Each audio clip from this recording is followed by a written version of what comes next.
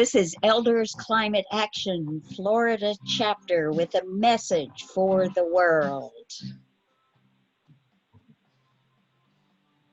These are the 20s, it's time to roar out of the past into tomorrow.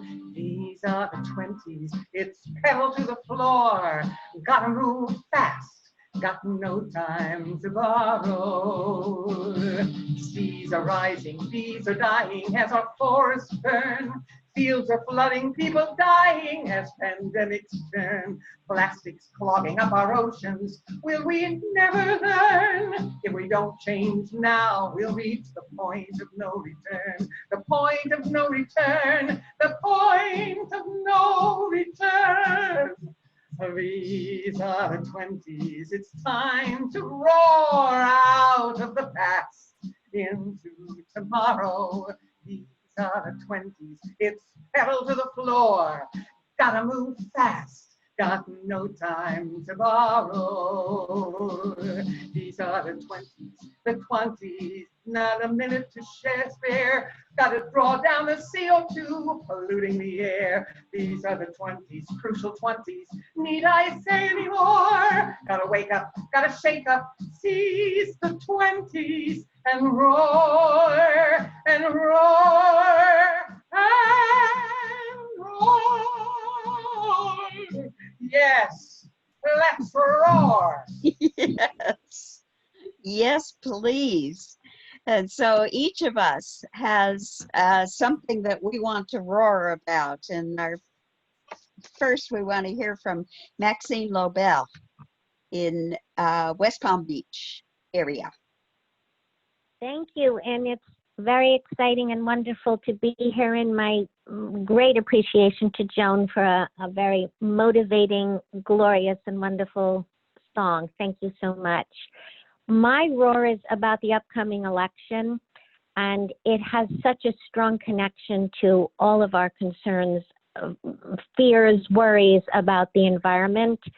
To me, this election is critical from many, many different points of view, but particularly because we care so much about this climate crisis that we're experiencing already and know is only going to become worse.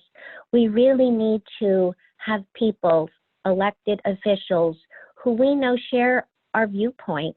They need to be people who put environment at the top of their list of priorities.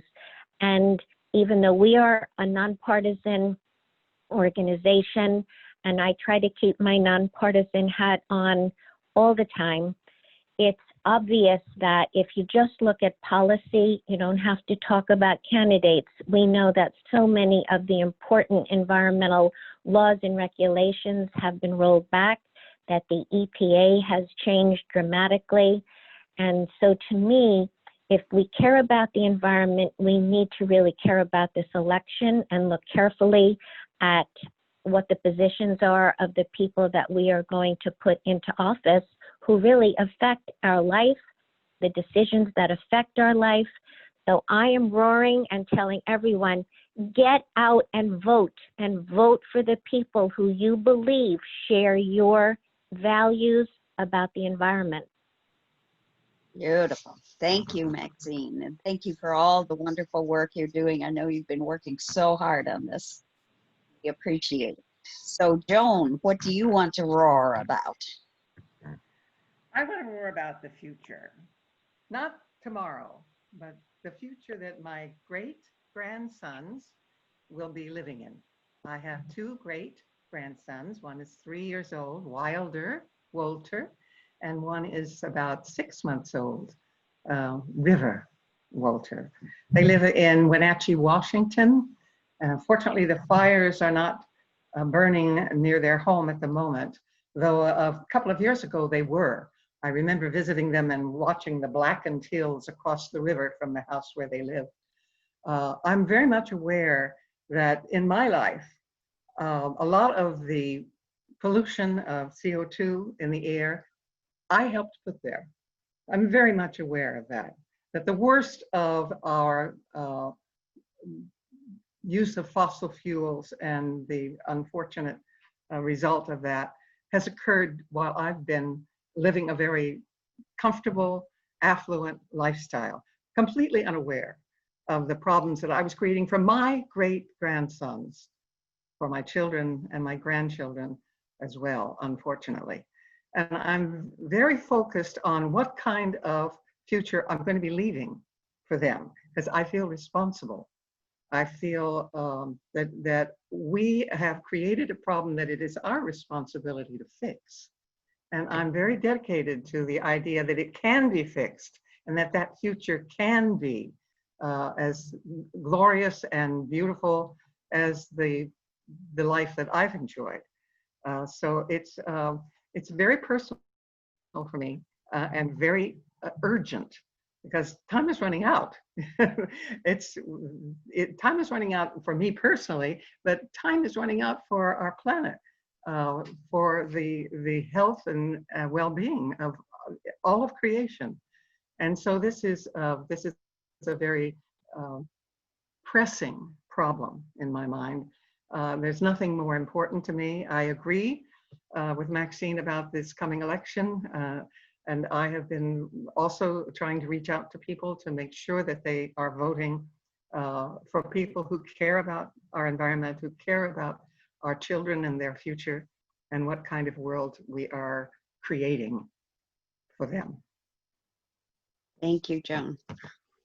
So for me, what I want to roar about is the climate emergency.